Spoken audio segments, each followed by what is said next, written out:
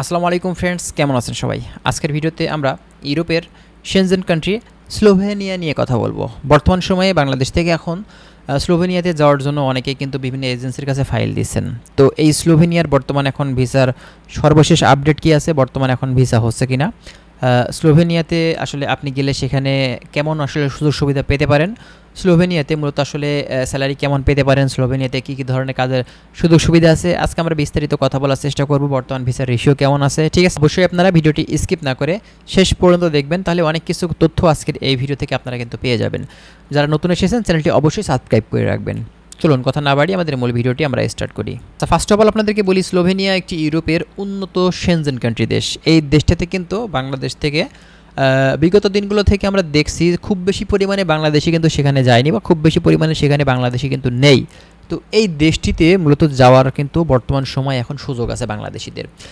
বাংলাদেশ থেকে আপনি যেতে পারবেন, প্লাস আপনি কিন্তু মিডল ইস্টের বিভিন্ন দেশ থেকে যেতে পারবেন।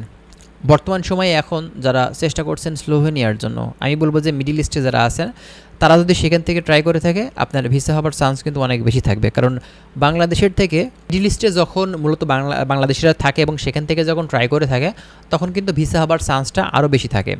তো আপনারা যারা চিন্তাভাবনা করছেন যে এই স্লোভেনিয়া দেশটিতে যাবেন, তারা অবশ্যই কিন্তু বর্তমান সময়ে এখন যেতে পারবেন।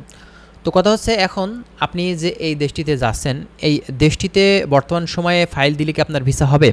দেখেন, আমরা যতদূর পর্যন্ত খোঁজখবর নিয়ে জানতে পারছি, বর্তমান সময়ে এখন স্লোভেনিয়ার ভিসা রেশিওটা কিন্তু অনেক ভালো। হ্যাঁ, বর্তমানে এখন অনেকেই স্লোভেনিয়া নিয়ে কিন্তু কাজ করছে, তবে বাংলাদেশ থেকে স্লোভেনিয়া নিয়ে কাজ করা এজেন্সি কিন্তু হাতে গোনা। খুব বেশি বাংলাদেশি নেই যে স্লোভেনিয়া নিয়ে কাজ করে, ঠিক আছে? তো বর্তমান সময়ে এখন যারা চিন্তাভাবনা করছেন স্লোভেনিয়া নিয়ে, তারা অবশ্যই একটু ভালোভাবে খোঁজখবর নিয়ে দেখবেন স্লোভেনিয়া নিয়ে। তাহলে কিন্তু অবশ্যই দেখবেন যে বর্তমান সময়ে কিন্তু এখনও স্লোভেনিয়ার কাজ চলছে। তো এই স্লোভেনিয়া দেশটিতে যাওয়ার জন্য খরচটাও কিন্তু অনেক হাই নিয়ে থাকে। বর্তমান সময়ে প্রায় 14-15-র উপরেই কিন্তু নিবে। বিভিন্ন এজেন্সি কিন্তু এখন স্লোভেনিয়া নিয়ে কাজ করছে, আপনারা ভালোভাবে খোঁজখবর নিয়ে দেখতে পারেন। তো ইন্ডিয়াতে বর্তমান সময়ে কিন্তু ভিসার রেশিও আমরা যতটুকু দেখতে পাচ্ছি স্লোভেনিয়ার অনেক ভালো, বলতে গেলে আপনার হচ্ছে ইতালি বা আপনার অন্যান্য শেনজেন কান্ট্রিগুলোর তুলনায়, ঠিক আছে? তবে বুলগেরিয়া বা রোমানিয়ার কথা বললে ভুল হবে, কারণ আপনার স্লোভেনিয়ার থেকে বুলগেরিয়া রোমানিয়ার ভিসা রেশিওটা কিন্তু আপনার কিছুটা হলেও বেশি। তো এই স্লোভেনিয়াতে ঢুকতে গেলে প্রায় বছরের কাছাকাছি বা তার বেশি সময় আপনাকে কিন্তু দিতে হতে পারে, কারণ ইউরোপের শেনজেন কান্ট্রিতে যেতে একটু সময় বেশি লাগবে, এটা কিন্তু স্বাভাবিক ব্যাপার, ঠিক আছে? আর যারা স্লোভেনিয়া নিয়ে চিন্তাভাবনা করছেন, আমি বলবো যে ভাই, আপনার মাধ্যমটা আসলে কে সেটা আপনাকে বুঝতে হবে। আপনার মাধ্যমটা যদি সঠিক হয়ে থাকে, এক্ষেত্রে আপনি কিন্তু স্লোভেনিয়ার জন্য ফাইল দিতে পারেন। যদি মাধ্যম সঠিক না হয়, সেক্ষেত্রে কিন্তু আপনি দেখা যাচ্ছে যে সমস্যাতে পড়তে পারেন। কারণ যেহেতু এখানে প্রায় লক্ষ লক্ষ টাকার ব্যাপার, যেখানে প্রায় 15-16 লক্ষ টাকা একটা এজেন্সি আপনার কাছ থেকে নিবে, তো এক্ষেত্রে অবশ্যই ভালো মাধ্যম যদি না পান, সেক্ষেত্রে কিন্তু আপনারা দিবেন না। যার কাছে দিবেন না কেন, এগ্রিমেন্ট চুক্তি করে নেবেন, এবং একটি বছর সময় আপনাকে টার্গেট করে নিতে হবে যে আমার 1 বছর সময় লাগবে, এই সময়টা আমার এদিকে অন্য কোনো কাজে কন্টিনিউ থাকতে হবে, ঠিক আছে?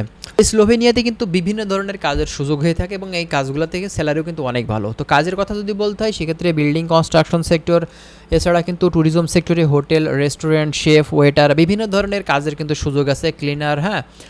তাছাড়া দেখা যাচ্ছে বিভিন্ন ধরনের আপনি দোকানপাট, যেমন ধরুন কফি শপ, হ্যাঁ, শপিং মল, দোকান বা এগ্রিকালচারেও কিন্তু সুযোগ আছে আপনার এই স্লোভেনিয়াতে কাজ করার, ঠিক আছে? তো এই দেশটিতে কাজের কিন্তু সমস্যা নেই, তবে বাংলাদেশ থেকে আসলে এই দেশটিতে যাওয়াটাই মূলত যে সময়টা লাগে, সেটা আপনাদেরকে ধৈর্য ধরে থাকতে হবে, আর অবশ্যই ভালো একটা মাধ্যম আপনাকে সিলেক্ট করতে হবে। এটা হচ্ছে মূলত কথা। আর এই স্লোভেনিয়াতে কিন্তু স্যালারিও অনেক হাই, ঠিক আছে? যেখানে আপনি প্রায় 1.5 লক্ষ থেকে 2 লক্ষ টাকা আপনি স্যালারি পাবেন প্রতি মাসে, ঠিক আছে? তো এটাই হচ্ছে মূলত কথা। তো যাই হোক বন্ধুরা, আশা করছি বিষয়গুলো আপনারা ভালোভাবে বুঝতে পারছেন। আর যদি বিস্তারিত আপনাদের জানার থাকে, আপনারা কমেন্ট করবেন, আমরা চেষ্টা করবো সেসব বিষয়গুলো নিয়ে কথা বলার। ভালো থাকবেন, আল্লাহ হাফেজ।